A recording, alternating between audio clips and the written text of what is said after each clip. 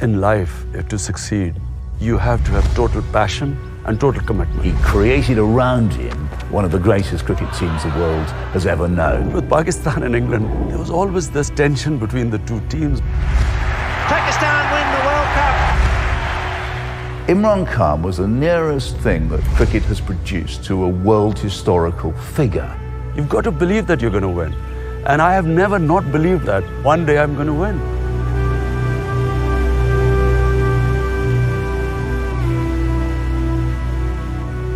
Now, the impression you get of Imran Khan today is of the politician. He's left cricket behind. He's had all kinds of offers to stay in the game, but he's now become this formidable politician with really gutting eyes either on the becoming Prime Minister or President of Pakistan.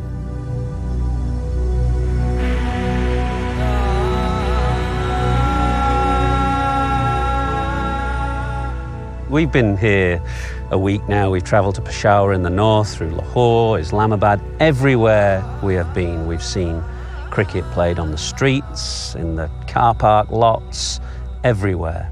How important is cricket here? I think cricket was always the number one sport in Pakistan. But it became a mass sport gradually. I think it was when we played India in 77 onwards, and then in 82, it just exploded in Pakistan.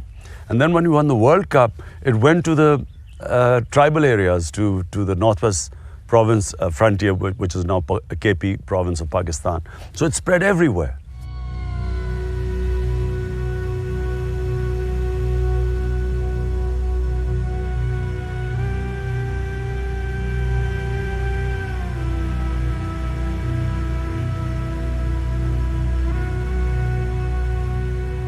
This was a well-planned, well-orchestrated and well-equipped attack. The Sri Lankan cricket team was just arriving at the Gaddafi Stadium in Lahore when the gunmen pounced. The police believed there were a team of 12 terrorists. The police guarding the cricket convoy were the first targets. Several of them were shot and killed straight away. Then the cricketers themselves came under fire. It was 6 years ago, on March the 4th, 2009, that the terrorist attack happened on the Sri Lankan team bus at this roundabout. It was a horrific attack. Policemen died, a couple of civilians died, 6 members of that Sri Lankan team were badly wounded as well. And since then, in international cricket terms, Pakistan has been in the wilderness. How damaging then has isolation been? After the attack on the Sri Lankan team bus in 2009, we stood on the roundabout where it happened the other day, and there's been no international cricket played here since then. How damaging has that been? Very damaging, because people love cricket here, and there's just been no international cricket. And then there has not been even quality first-class cricket to compensate. For instance, in South Africa, they had very good during isolation, Curry Cup or whatever it was during isolation. They had quality first-class cricket, 6 teams, quality teams. And still, when they came straight back into international cricket, because the domestic cricket was of very high quality. In Pakistan, unfortunately, we do not have a very high-class domestic competition. We have this weird system of departments, airlines, banks playing cricket. I didn't, as captain, I never knew. There were sometimes 20 teams, sometimes 25 teams, and very poor standard. I think now with this Pakistan 20 overs series they played in Dubai recently, I think this will bring a change, because suddenly people have realized that if you have regional teams competing, there's much more public interest.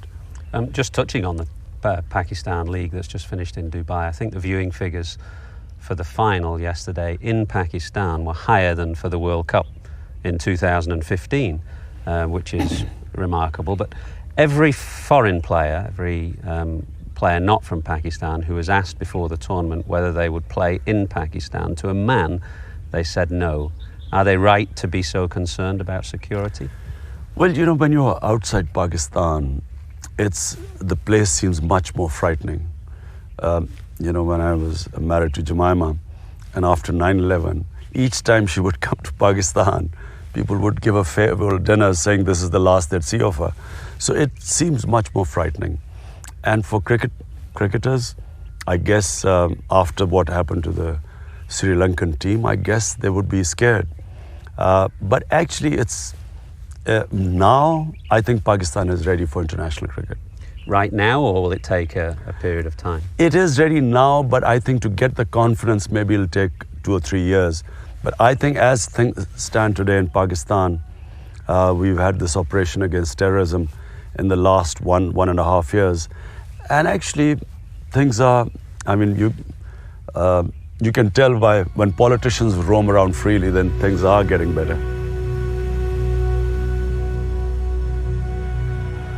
The bomb exploded next to a children's fairground in a popular park while crowds of Christians gathered for the Easter holiday. Most of the dead and injured are women and children. It's 2 months since we caught up with Imran in Islamabad. He's over here in London. This is where he stays, in Richmond, southwest London. He's over here for a fundraiser for his hospital. It's a good chance to catch up with him because a lot has happened in the intervening period. In particular, that horrific bomb attack in Lahore, which killed 72 people, targeted Christians in a park over Easter. A good chance to catch up with Imran and ask him about that. About 2 weeks after we left Pakistan, there was this horrific bomb attack in Lahore. First of all, where were you when you found out about the attack and your initial reaction? I was in Islamabad when I heard about the attack, and I actually went to Lahore. And you see, it's now 10 years I've been going to hospitals and seeing the victims of bomb attacks. The people who die sometimes are lucky. The ones who survive, you see them, legs missing, eyes missing, arms missing. And in this case, there were children. So it was a horrific bomb attack. You roundly condemned the attack straight away, condemned the faction of the Taliban that carried out the attack, and yet in some quarters I've seen it said that you're a Taliban sympathiser. How do you square the two? It's simply because this George Bush mantra that either you're with us or against us. So either you are pro-war or you are pro-terrorist. This is as stupid as it is. It's so illogical. People like us who were anti-war were called pro-terrorists or pro-Taliban. When we spoke in Islamabad, you were quite positive about the chances of cricket, international cricket, returning to Pakistan. You felt it was reasonably safe for players to come back. Has that attack in Lahore changed your mind? I don't see the cricket, international cricket resuming in Pakistan, at least for the next 2 years. Yes, it is a setback because things were, in 1 year, level of violence had come down. The number of terrorist attacks had come down. And then you have not just this, but there were 2 very serious attacks in Pakhtunkhwa, in the province where we have our government. And a lot of people were killed, so I don't see international cricket coming back to Pakistan.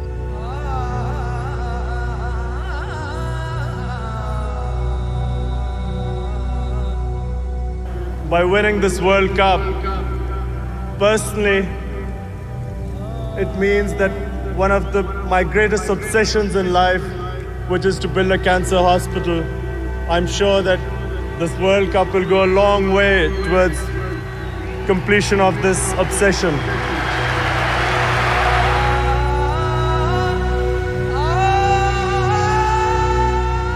In 1984, Imran's mother, Shaukat, was diagnosed with colon cancer. She died a year later, and Imran was so appalled at the lack of integrated care for cancer patients in Pakistan that he dedicated himself to opening a new cancer facility here in Lahore. It took him around about a decade. This place, the Shaukat Khan Memorial Cancer Hospital and Research Centre, opened in 1994. It has revolutionised care for cancer patients in Pakistan. It's a remarkable institution. It gives 75% of cancer sufferers free treatment. There are a lot of doubters said you couldn't do it. Everyone thought I couldn't do it. There were articles making fun of me. I had 20 doctors call for, and we had a board of governors. I formed the board of governors, called these doctors to say that this is what I want to do. 19 said, you can't build a cancer hospital because the running costs are too high and equipment is too expensive. Even the government couldn't build it. One said you can, but then he said you can't give free treatment to poor patients because the cost of treatment is too expensive. So they laughed at me. And this was the story throughout. When the hospital was open, they said, now you can't run it. First they said you couldn't build it, then they said you can't run it.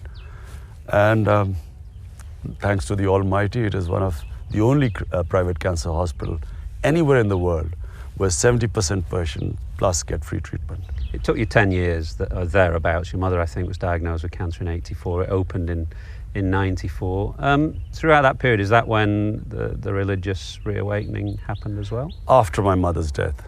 I think a crisis in your life leads to going inside yourself, soul searching as they call it, and you ask yourself questions which normally, and in my life, it had just been basically it was getting better each year. I mean, I would be going from success to success, and suddenly this big crisis because I was very close to my mother, and actually it was seeing the pain she suffered. I mean, the last six weeks of her existence, I saw her suffer.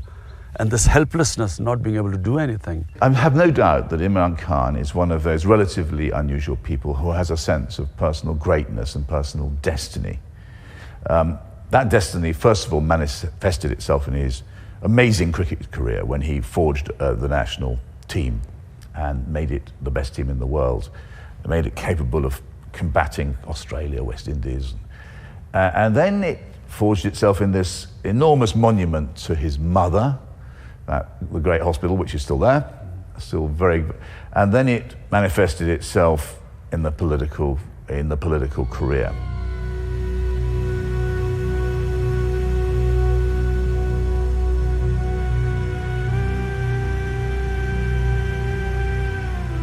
Where did the political awakening come from?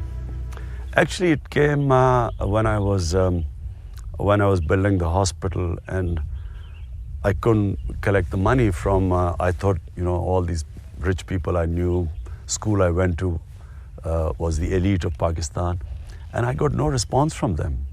So in the end, I was forced to go to the streets, and I did a 6-week campaign, would go morning till evening in the bazaars with a box behind collecting money from people, and then school children in the morning, bazaars in the afternoon.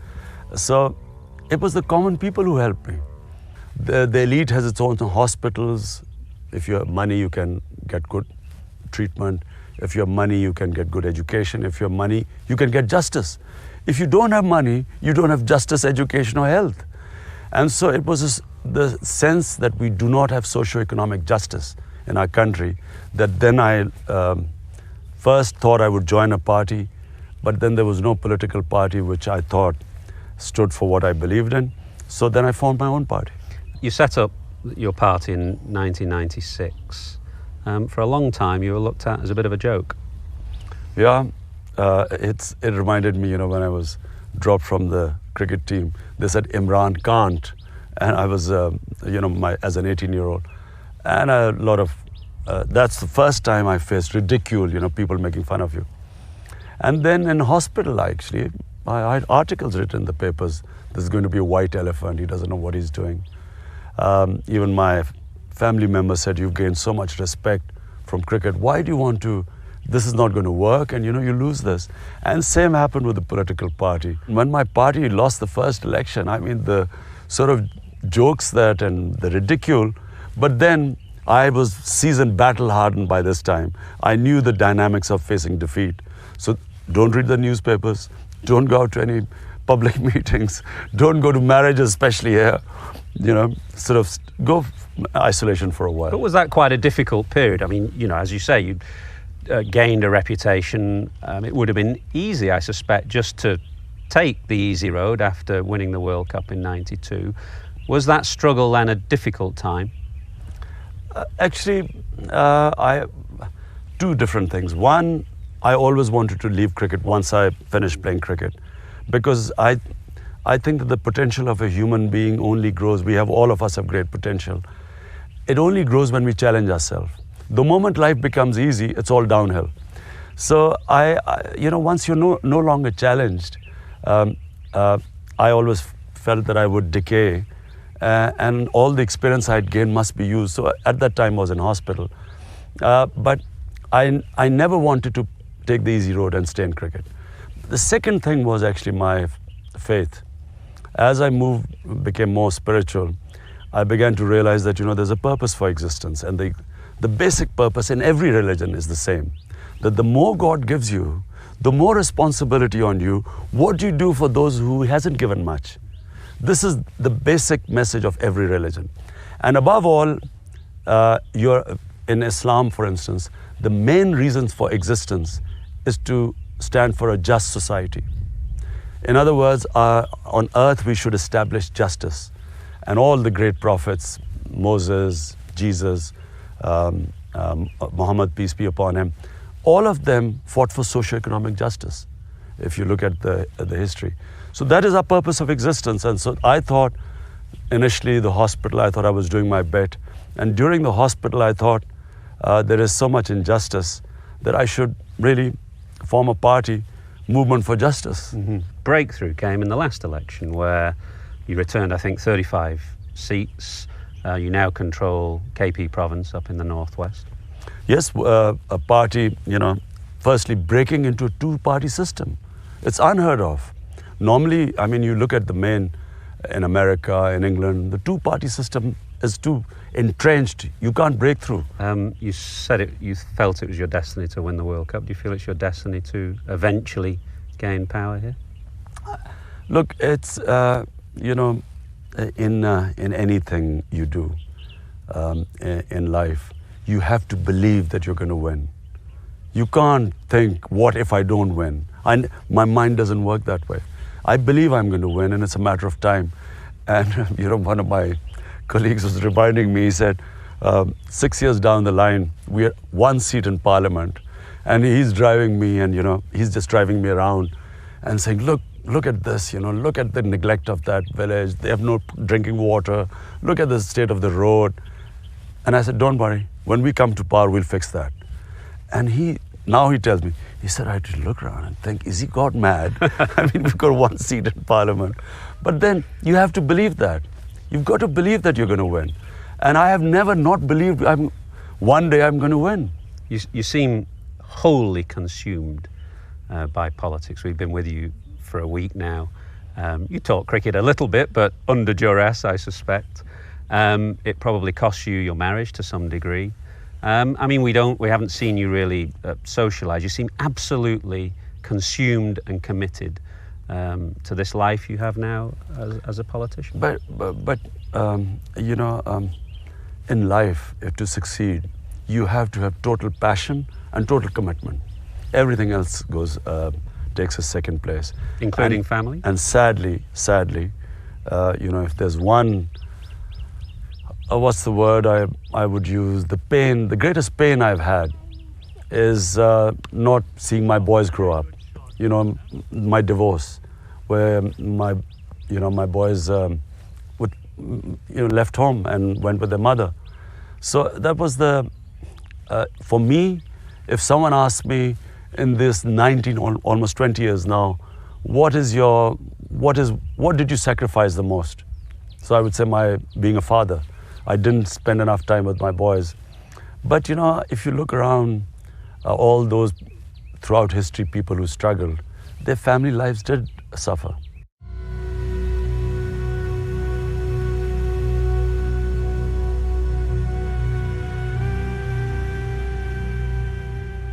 We were with you in Peshawar. There's a heavy security unit with you there. We've come up to your house, and there are armed guards at the bottom of the gate there. You're a marked man for a while. Most of the politicians here in Pakistan don't move as freely as you do. Do you have any fears for your own safety? There is, I guess, in a way, I said my children not being with me have been my probably greatest pain. But at the same time, it has liberated me from fear, because I basically don't care about I think when the time, there's so many different ways of dying. 5 years I sat in the cancer hospital when it opened, and I saw healthy people, 3 of my friends walk in, 6 months later they were gone. So I think, you know, I've lost the fear of dying. So when the time comes, you know, you will, and there's so many ways of going. So actually I don't worry, but I would have worried if my family was here.